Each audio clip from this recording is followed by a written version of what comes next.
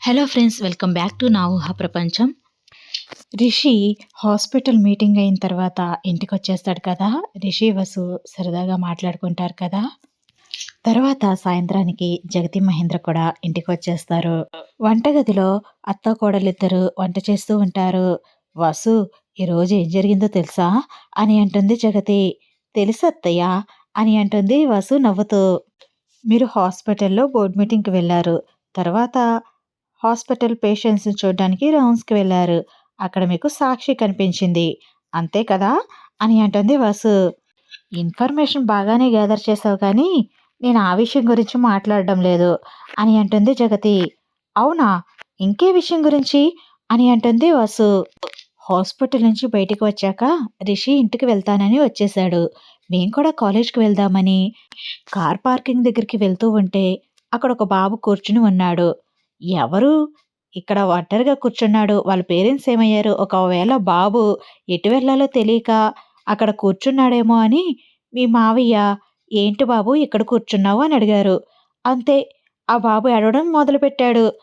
మీ మావయ్యకి ఏమీ అర్థం కాక, ఒకవేళ బాబు భయపడి ఏడుస్తున్నాడేమో అని, "నీ పేరేంటి బాబు?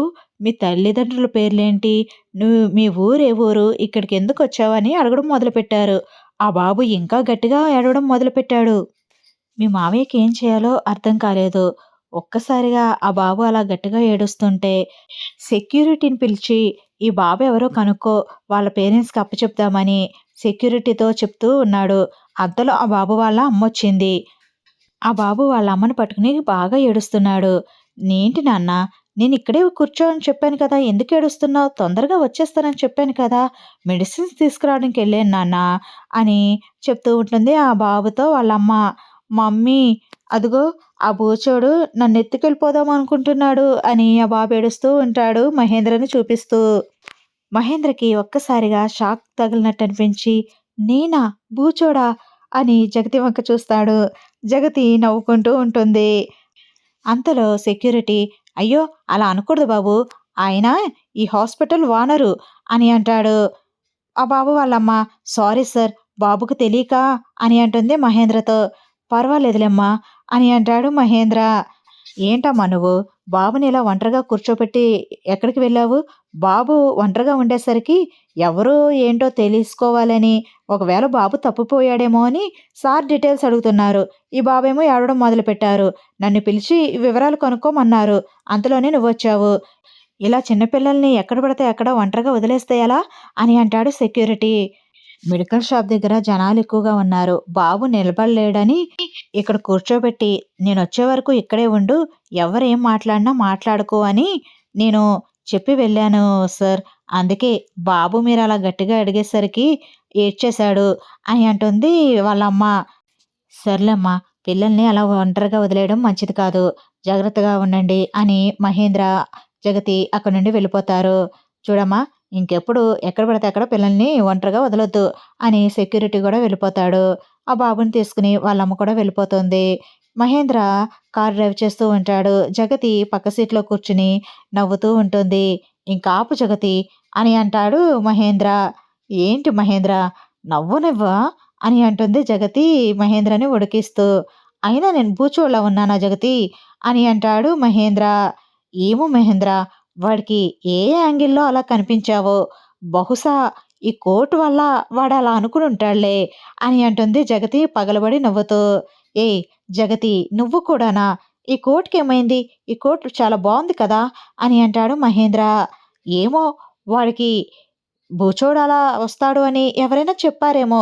అందుకే నిన్ను చూసి బూచోడనుకున్నాడేమో" అని నవ్వుతూ ఉంటుంది జగతి. "ఊరుకో జగతి, ఆ పిల్లవాడికి నేను బూచోడులా ఎందుకనిపించానో నాకు తెలీదు కానీ, నువ్వు మాత్రం మనస్ఫూర్తిగా చాలా నవ్వుకున్నావు. నీ నవ్వు చూసిన తర్వాత వాడు బూచోడన్నా నాకేం బాధగా అనిపించలేదు జగతి" అని అంటాడు మహేంద్ర. "మహేంద్ర, అసలు నిన్ను వాడు ఎలా చూసుంటాడు? అసలు వాడికి నువ్వు అలా ఎందుకు కనిపించుంటావు?" అని నవ్వుతూ ఉంటుంది మళ్ళీ జగతి. "ఏమో జగతి, నా పరువు మొత్తం తీసిపెట్టాడు వాడు" అని అంటాడు మహేంద్ర బాధగా. "పోన్లే మహేంద్ర, చిన్న పిల్లోడే కదా!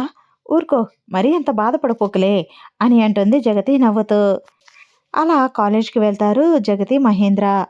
వసు ఇదన్నమాట జరిగింది అని జరిగిందంతా వసుకు చెప్తుంది జగతి వంట చేస్తూ.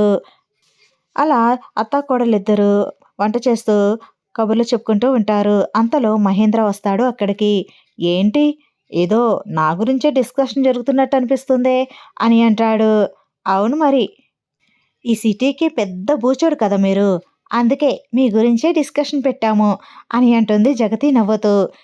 "జగతి వసుకు కూడా చెప్పేసావా మొత్తం" అని అంటాడు మహేంద్ర అలుగుతూ. "మావయ్య ఈ విషయాన్ని వెంటనే మీ అబ్బాయికి చెప్పాలి" అని అంటుంది వసు నవ్వుతూ. "ఏంటమ్మా వసు, మీ అత్తయ్యే అనుకుంటే నువ్వు కూడా మొదలుపెట్టావా నన్ను ఆట పట్టించడం" అని అంటాడు మహేంద్ర. "వసు, రిషిని కూడా తీసుకురా. అందరం కలిసి వేడివేడిగా భోజనం చేసేద్దాము" అని అంటుంది జగతి. "సరే అత్తయ్య" అని రిషిని తీసుకురావడానికి రూమ్లోకి వెళ్తుంది వసు. వసు వెళ్ళేసరికి రిషి పిల్లలిద్దరిని పక్కన పడుకోబెట్టుకుని రిషి కూడా నిద్రపోతూ ఉంటాడు. "సార్ పడుకున్నారేంటి" అని వసు లేపుతూ ఉంటుంది. రిషి బద్ధకంగా అటు తిరిగి పడుకుంటాడు. "సార్ లేవండి, భోజనం చేయరా" అని అంటుంది వాసు. "ఇప్పుడా భోజనమా" అని అంటాడు రిషి. "టైం ఎంతైందనుకుంటున్నారు? అయినా పిల్లలతో పాటు మీరు కూడా నిద్రపోయారేంటి? లేవండి" అని అంటుంది వాసు. రిషి బద్ధకంగా లేచి కూర్చుంటాడు. "ఏంటి వాసు అప్పుడే లేపావు" అని అంటాడు రిషి. "మిమ్మల్ని అత్తయ్య మావయ్య పిలుస్తున్నారు, పదండి" అని అంటుంది వాసు. "ఇప్పుడా? ఎందుకు?" "ఉదయాన్నే మాట్లాడతానులే" అని అంటాడు రిషి వసు భుజం పైన తల పెట్టుకుంటూ గారాబంగా. "అయ్యో భోజనం చేద్దరు కానీ పదండి" అని బలవంతంగా లేపి రిషిని తీసుకువెళ్తూ ఉంటుంది వసు. రిషిని హాల్లో కూర్చోపెట్టి వసు వంటగదిలోకి వెళ్తుంది. అంతలో మహేంద్ర హాల్లోకి వచ్చి, "ఏంటి నాన్న పడుకుని ఇప్పుడే లేచావా? గుడ్ ఈవినింగ్" అని అంటాడు మహేంద్ర. "Good night dad. నాకు నిద్ర వస్తుంది డాడ్. నాకేం తినాలనిపించట్లేదు. నేను వెళ్తున్నాను. వసు బలవంతంగా తీసుకొచ్చింది" అని రిషి బెడ్రూమ్లోకి వెళ్ళిపోతూ ఉంటాడు. "నాన్న రిషి" అని అంటూ ఉంటాడు మహేంద్ర. "డాడ్ ఉదయమే మాట్లాడుకుందాం" అని రిషి వెళ్ళిపోతూ ఉంటాడు. వంటగదిలోని వంటలన్నీ డైనింగ్ టేబుల్ మీద సర్దేస్తారు జగతి, వసు. "సార్ రండి" అని పిలుస్తూ హాల్లోకి చూసేసరికి రిషి అక్కడుండడు. "మావయ్య, మీ అబ్బాయి ఇక్కడే ఉండాలి కదా, ఈయనేరి" అని అడుగుతూ ఉంటుంది వసు. "హా, వాడికి నిద్ర వస్తుందంట అమ్మా. వాడు వెళ్ళిపోయాడు. వాడికి ఫుడ్ తినాలనిపించడం లేదంట" అని అంటాడు మహేంద్ర. "అవునా, ఎందుకు" అని అంటుంది జగతి. "ఏమో నాకేం తెలుసు. రేపొద్దున్నే మాట్లాడుకుందాం డాడ్ అని వెళ్ళిపోయాడు" అని అంటాడు మహేంద్ర. "ఏమైంది వసు" అని అంటుంది జగతి. "ఏం లేదత్తయ్య, పిల్లలతో పాటు వాళ్ళ పక్కనే పడుకుండిపోయారు. ఈయన కూడా నిద్రలోకి వెళ్ళిపోయారు. లేపి బలవంతంగా తీసుకొచ్చా. అందుకే మళ్ళీ వెళ్ళిపోయినట్టున్నారు." "సర్లే, మీ ఇద్దరు తినేయండి అత్తయ్య, నేను ఆయన్ని తీసుకొస్తాను వెళ్ళి" అని అంటుంది వసు. "వద్దు వసు, నువ్వు తీసుకొచ్చినా వాడు వెళ్ళిపోయాడంటే వాడు బాగా నిద్రలో ఉండుంటాడు. నువ్వొక పని చెయ్యి, నువ్వే వాడికి రూమ్‌కి తీసుకువెళ్ళు భోజనం" అని అంటుంది జగతి. "ఇది బెటర్ ఐడియా, రూమ్‌కి తీసుకువెళ్ళడమే బెస్ట్" అని అంటుంది వసు. జగతి ప్లేట్‌లో భోజనం పెట్టి ఇస్తుంది వసుకి. వసు రిషి కోసం భోజనం తీసుకువెళ్తుంది. రిషి మళ్ళీ వెళ్ళి పిల్లల పక్కన పడుకుని నిద్రపోతూ ఉంటాడు. వసు రూమ్‌కి తీసుకువెళ్ళి భోజనాన్ని టేబుల్ పైన పెట్టి రిషిని లేపుతుంది. రిషి, "వద్దు వసు, నాకు తినాలని లేదు" అని పడుకుంటూ ఉంటాడు. "సార్, ఇప్పుడు తినాలని లేకపోతే మధ్యరాత్రిలో ఆకలేస్తుంది. మీకు ఇప్పుడు నిద్రగా ఉండి తినాలనిపించట్లేదు. తర్వాత ఆకలేసిన తర్వాత మధ్యరాత్రిలో నిద్ర కూడా పట్టదు. లేవండి సార్, కొంచెం తిని పడుకుందరు గాని" అని లేపుతూ ఉంటుంది వసు. రిషి గారాబం చేస్తూ ఉంటాడు. "సార్ లేవండి, మీరు ఇలా కాదు" అని డోర్ ఓపెన్ చేస్తుంది. బాల్కనీలో 2 చైర్స్ వేసి రిషిని బలవంతంగా లేపుకుని తీసుకువెళ్ళి అక్కడ కూర్చోపెడుతుంది. రిషి చైర్లో కూర్చుని, "వద్దని చెప్తున్నాను కదా వాసు, నువ్వు తిను వాసు" అని అంటూ ఉంటాడు. "సార్ ఇప్పుడు అలానే ఉంటుంది. మధ్యరాత్రిలో ఆకలి వేసి కడుపులో ఎలకలు పరిగెడతాయి. అప్పుడు మీకేం చేయాలో అర్థం కాదు. నిద్ర పట్టమన్నా పట్టదు. మీరు ఆకలికి ఆగలేరని నాకు తెలీదా? ఆపటండి" అని అన్నం కలిపి రిషికి ముద్దలు తినిపిస్తూ ఉంటుంది వసు. అలా వెన్నెల్లో చందమామని చూపిస్తూ రిషికి అన్నం తినిపిస్తూ ఉంటుంది వసు. వసు ప్రేమగా తినిపిస్తూ ఉంటే రిషి కూడా అంతే ప్రేమగా తింటూ ఉంటాడు. మీరు ఈ మధ్యన మన పిల్లల కన్నా దారుణంగా తయారవుతున్నారు తెలుసా? మీకన్నా వాళ్ళే బెస్ట్. తినిపిస్తే తిని వెంటనే పడుకుంటున్నారు. మీరలా కాదు. తిననని మారం చేస్తున్నారు. ఇలా తినకపోతే ఎలా? ఆరోగ్యం పాడవుతుంది కదా! అని వసు తినిపిస్తూ ఉంటుంది. నా ఆరోగ్యం పాడవకుండా చూసుకోవడానికి నువ్వున్నావు కదా! నేను వద్దని మారం చేసినా, అమ్మలా బలవంతంగా తినిపించడానికి నువ్వున్నావు కదా! అని వసు భుజం పైన తల పెట్టుకుంటాడు రిషి. ఇలా మళ్ళీ భుజం పైన పడుకుంటే ఎలా? పట్టండి. అనండి. అన్నం తినండి అని అంటూ ఉంటుంది వసు. నువ్వు తినలేదు కదా! నువ్వు కూడా తిను వసు అని అంటాడు రిషి. పర్వాలేదు. ఫస్ట్ మీరు తినండి. నేను తర్వాత తింటాను అని అంటుంది వసు. హుహు. ఇప్పుడు నాతో పాటు నువ్వు కూడా తినాలి అని అంటాడు రిషి. మళ్ళీ ఇదొక కండిషనా? ఆపటండి అని రిషి నోరు తెరిచి బలవంతంగా నోట్లో ముద్ద పెడుతుంది వసు. వసు అలా పెట్టేసరికి రిషి భోజనం తింటూ ఉంటాడు. వసు నువ్విలా పెడుతుంటే నాకేమనిపిస్తుందో చెప్పనా? అని అంటాడు రిషి. చెప్పండి అని అంటుంది వసు. బహుశా నేను చిన్నప్పుడు పొందలేని ఆనందం ఇప్పుడు పొందుతున్నాననిపిస్తుంది అని అంటాడు రిషి వసు కళ్ళలోకి చూస్తూ.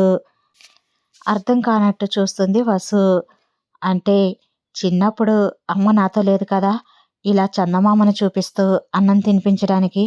ఇప్పుడు నువ్వలా చందమామను చూపిస్తూ అన్నం తినిపిస్తుంటే బాల్యానికి వెళ్ళినట్టు అనిపించింది. చాలా సంతోషంగా అనిపించింది అని అంటాడు రిషి. అంటే ఇప్పుడు మీ బాల్యంలో కూడా నేనే ఉన్నానా? అని అంటుంది వసు కొంటెగా. రిషి నవ్వుతూ బాల్యంలోనే కాదు, జీవితం అంతా కూడా నువ్వే ఉంటావు అని అంటాడు. వసు ప్రేమగా రిషి నుదుటిపైన ముద్దు పెడుతుంది. అలా ఇద్దరు కబుర్లు చెప్పుకుంటూ వెన్నెలను చూస్తూ ఆనందంగా గడుపుతారు. ఐ హోప్ వీడియో నచ్చితే లైక్ చేయండి ఫ్రెండ్స్. మన ఛానల్ని ఫస్ట్ టైం చూస్తున్న వాళ్ళైతే సబ్స్క్రైబ్ చేసుకుని బెల్ ఐకాన్ ప్రెస్ చేయండి. షేర్ చేయండి, కామెంట్ చేయండి మీ అభిప్రాయాన్ని. Thanks for watching. Bye bye.